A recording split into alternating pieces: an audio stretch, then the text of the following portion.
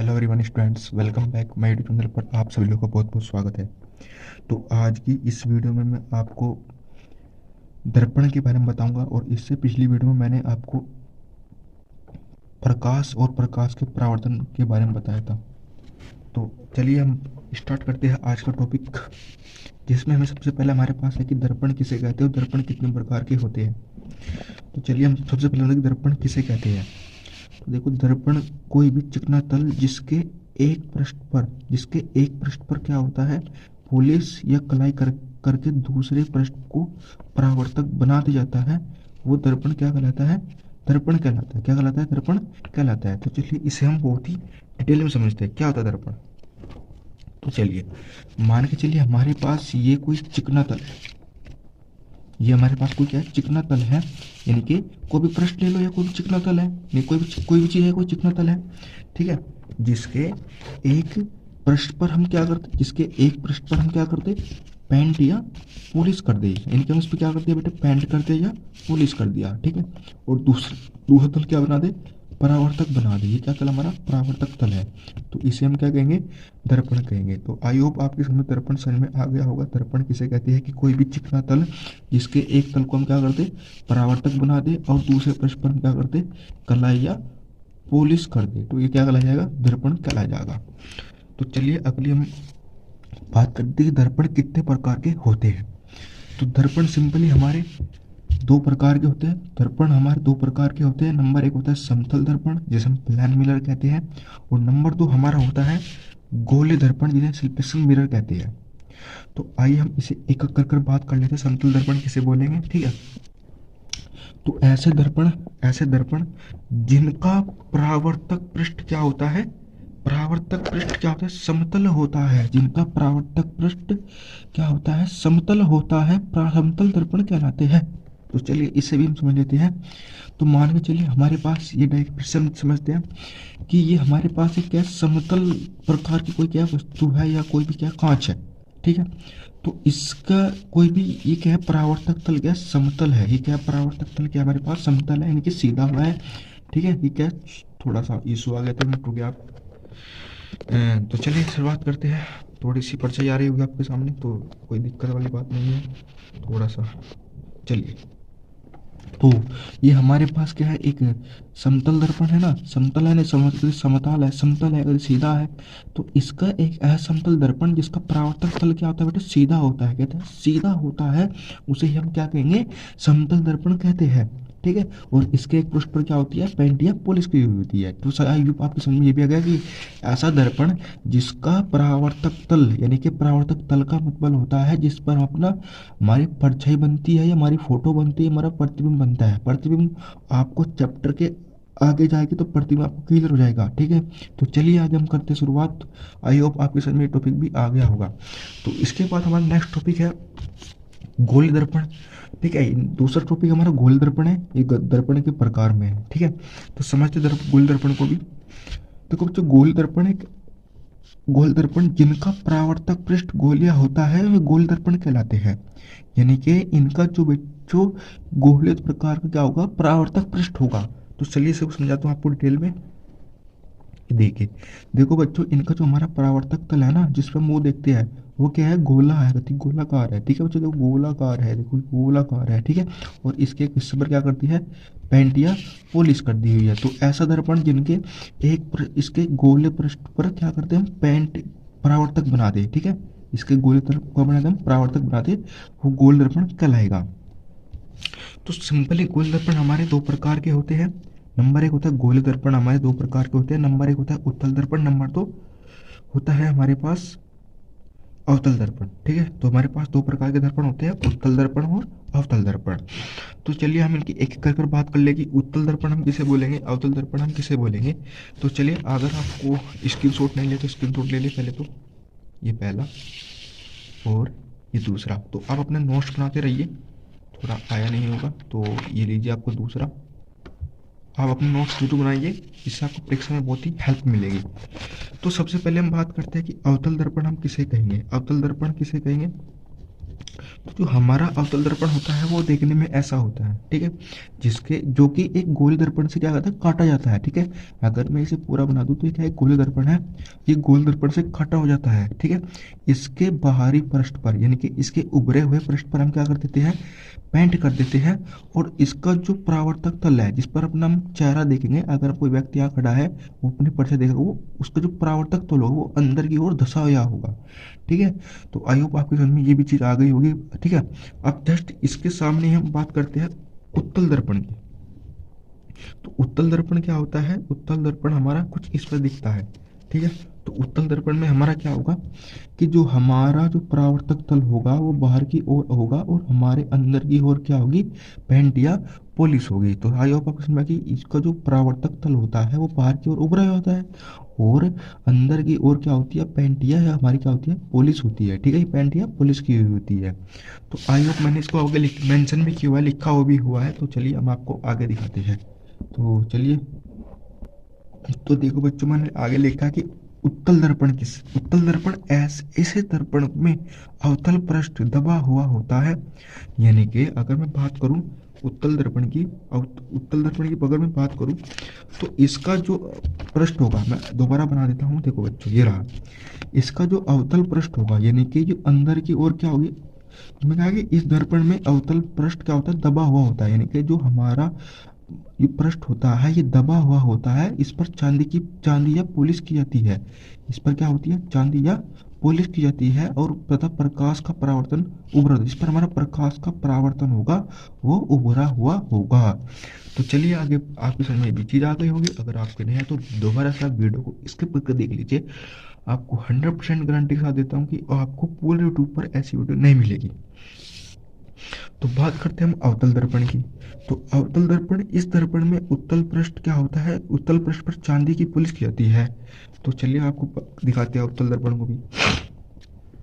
तो देखो जो इसका जो उत्तल पृष्ठ होगा यानी कि इसके जो बाहर की ओर होगा उभरा हुआ उत्तल पृष्ठ होगा, उस पर हम क्या कर देंगे, पेंट या पॉलिश कर देंगे, ठीक है। और इसके जो अंदर की ओर होगा उसे हम क्या बना देंगे, परावर्तक तल बना देंगे। तो आई होप आपकी समझ में ये भी चीज आ गई होगी। तो नेक्स्ट क्वेश्चन हम करते हैं क्या कि गोले दर्पण संबंधित कुछ निम्नलिखित परिभाषाएं है। तो ये परिभाषाएं बहुत इंपॉर्टेंट होती है। आई होप बच्चों आपको मैं क्लियर कर देता हूँ इस चीज़ों को कि दर्पण से संबंधित जितने भी परिभाषाएं होंगी मोस्ट इंपॉर्टेंट होती है, एक आदि, या हम जब हम न्यूमेरिकल करेंगे तो वहां पर हमें पता नहीं होती है तो हम न्यूमेरिकल भी नहीं कर पाएंगे इनके बिना, ठीक है। तो चलिए हम करते हैं शुरुआत। सबसे पहले हम बात करते हैं दर्पण के ध्रुव की। दर्पण के ध्रुव की, हम दर्पण का ध्रुव किसे कहेंगे, ठीक है। तो चलिए दर्पण का ध्रुव क्या होता है इसके बारे में मेंशन कर लेते हैं, जानकारी कर लेते हैं कि दर्पण का ध्रुव क्या होता है। तो मैंने यहाँ पर लिखा है कि दर्पण का ध्रुव जिसे इंग्लिश में पोल कहते हैं, ठीक है। तो गोले दर्पण, तो गोले दर्पण के परावर्तक तल के मध्य बिंदु को दर्पण का ध्रुव कहते हैं, इसे पी से प्रदर्शित करते हैं। तो चलिए आपको मैं बता देता हूँ कि क्या हमारा दर्पणों में कहाँ हमारा क्या होता है, ध्रुव होता है। तो इसको आपको मेंशन कर रहा हूँ, बता रहा हूँ कि कहाँ होता है हमारा ध्रुव। मान के चलिए हमारे पास हमारा क्या है, दर्पण है। ये हमारे पास क्या हमारा अवतल दर्पण है। इसमें लिखा हुआ है, इसमें लिखा क्या हुआ है कि गोले दर्पण के परावर्तक तल के मध्य बिंदु को, यानी कि गोले दर्पण के जो परावर्तक तल होता है ना बच्चों, ये वाला तल होता है, इस पर हम अपने परछाई देखते हैं, प्रतिबिंब देखते हैं, इसके इस मध्य बिंदु को हम क्या बोलते हैं, ध्रुव बोलते हैं। इसे हम यह क्या बोलते हैं, ध्रुव बोलते हैं। उसे हम पी से प्रदर्शित करते हैं। यानी कि कोई भी गोल दर्पण होगा उसका जो परावर्तक तल होगा जिस पर हम अपनी परछाई देखेंगे या अपना प्रतिबिंब देखेंगे, जो उसका मध्य बिंदु का सेंटर पॉइंट होगा उसे हम क्या कहेंगे, दर्पण का ध्रुव कहेंगे, ठीक है। उसे हम दर्पण में क्या कहेंगे, ध्रुव कहेंगे, ठीक है। तो चलिए अगर हम देखते हैं अगली डेफिनेशन को भी। अगला है हमारा वक्रता केंद्र। अगला हमारा क्या है, वक्रता केंद्र। वक्रता केंद्र क्या होता है, गोले दर्पण के जिस खोखले गोले का का भाग होता है, जिस जिस होता है उसके केंद्र का दर्पण को वक्रता केंद्र कहते हैं, जिसे हम चीजें प्रदर्शित करते हैं। आपकी समझ में कति भी नहीं आएगी तो आपको मैं इसे समझाऊंगा कति बारीकी से। तो मान के चलिए हमारे पास ये दर्पण है, ठीक है। तो मैंने इस दर्पण को किसी खोखले गोले से काटा हुआ होगा और हमारे पास जो गोले का क्या होता है, केंद्र होता है। तो मैंने इधर लिख किया है कि गोले दर्पण जिसके खोखले गोले का वह भाग होता है, खोखले गोले का वह भाग होता है, उसके केंद्र को दर्पण में क्या कहते हैं, वक्रता केंद्र कहते हैं। तो हमारे पास ये दर्पण है, और दर्पण का जो वक्रता केंद्र होगा, जो वक्रता जो केंद्र होगा, उसे हम क्या कहेंगे, वक्रता केंद्र कहेंगे। इसे हम सी से प्रदर्शित करते हैं। इसे हम, तो मैंने लिखा भी है कि इसे हम सी से प्रदर्शित करते हैं। तो आई होप आपकी समझ में इतनी इंफॉर्मेशन समझ में आ गई होगी। तो चलिए आगे हम देखते हैं क्या करेंगे। तो अगला है हमारा वक्रता त्रिज्या। कि वक्रता त्रिज्या क्या होती है, वक्रता केंद्र से दर्पण के ध्रुव तक की दूरी। तो चलिए इसे हम समझ लेते हैं क्या होती है हमारी। इसमें बात हुई है कि वक्रता केंद्र से ध्रुव के तक की बीच की दूरी को वक्रता त्रिज्या कहते हैं। यानी कि वक्रता केंद्र हमारा यहाँ होता है, और हमारा ध्रुव होता है हमेशा क्या होता है, दर्पण के परावर्तक तल के मध्य पर। तो इसकी जो बीच की दूरी होगी, इसे यानी कि ये यहाँ से यहाँ तक की जो दूरी होगी, इसे हम क्या कहेंगे, वक्रता त्रिज्या कहते हैं। तो क्या परिभाषा है कि वक्रता केंद्र से और दर्पण के ध्रुव तक की जो बीच की दूरी होगी, इसे हम क्या कहेंगे, वक्रता त्रिज्या कहेंगे। आई होप आपकी समझ में ये भी आ गई होगी। तो चलिए हम आगे करते हैं बात मुख्य अक्ष की। मुख्य अक्ष की हम बात करते हैं। तो गोले दर्पण के ध्रुव तथा वक्रता केंद्र को मिलाने वाली एक सरल को हम क्या कहते हैं, मुख्य अक्ष कहते हैं। तो हमारे पास जो ये रेखा होती है ना बच्चों, इसे हम मुख्य अक्ष कहते हैं। यानी कि गोले दर्पण के ध्रुव तथा वक्रता त्रिज्या तथा वक्रता केंद्र को जो मिलाने वाली रेखा होती है ना बच्चों, इसे हम क्या कहते हैं, मुख्य अक्ष कहते हैं। यानी कि इसका भी तो कोई नाम होगा ना, तो इसका नाम होता है मुख्य अक्ष होता है। ठीक है, जो वक्रता केंद्र और ध्रुव तक की को मिलाती है, जो सरल रेखा मिलाती है, इसे हम क्या कहेंगे, मुख्य अक्ष कहेंगे। ठीक है, तो अगली वीडियो में हम अगले जो टॉपिक होगा वो होगा हमारा मुख्य फोकस। तो किसी भी गोल दर्पण की मुख्य अक्ष के समांतर आने वाली आपतित किरण जो परावर्तन के पश्चात मुख्य अक्ष से होकर मुख्य अक्ष के जिस बिंदु से होकर जाती है, उस बिंदु को गोले दर्पण का मुख्य अक्ष कहते हैं। इसे एफ से प्रदर्शित करते हैं। तो इसे हम समझाते हैं आपको यहाँ पर पूरी डिटेल में। इसमें एक बात कही हुई है कि किसी भी गोल दर्पण के मुख्य अक्ष के समांतर आने वाली किरण, तो ये मुख्य अक्ष है हमारा, तो इसके समांतर हमें किरण भेज दी है जो कि हमारे यहाँ टकराई है। ठीक है, के पश्चात मुख्य अक्ष के, यानी कि मुख्य अक्ष हमारी किरण है, जहां पर ये टकराएगी और जहां पर ये निकल जाएगी, जो हमारा यहाँ पर जहां पर मिली वक्रता यहाँ पर जो मिली ना, ये हमारा क्या होगा, मुख्य फोकस होगा। तो चलिए आपकी समझ भी आ गया हो, तो आगे हम चलते हैं। अब हम बात करते हैं वक्रता दूरी, फोकस दूरी की, सॉरी इसकी बात करते हैं वक्रता दूरी की। तो गोले दर्पण के ठीक है, तो ये थोड़ा मिस्टिंग है।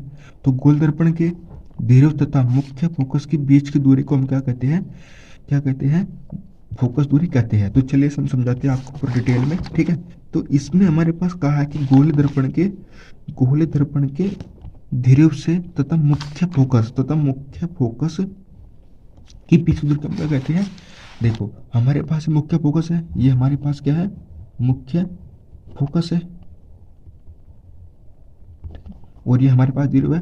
जो यहाँ से यहाँ तक की, जो हमारे यहाँ पर यहाँ से यहाँ तक की जो दूरी होगी ना बच्चों, उसे हम क्या कहेंगे, फोकस दूरी कहेंगे। ठीक है, चलिए आप, अच्छा तो इसके कुछ थोड़ा सा एक नोट पॉइंट भी है कि जो हमारे गोले दर्पण होता है ना, जो गोल दर्पण होता है, वो फोकस दूरी के वक्रता त्रिज्या का आधा होता है। यानी कि हमारे पास एफ हमारे क्या होता है, फोकस, और r/2 यानी कि 1/2 r क्या होती है हमारी वक्रता त्रिज्या।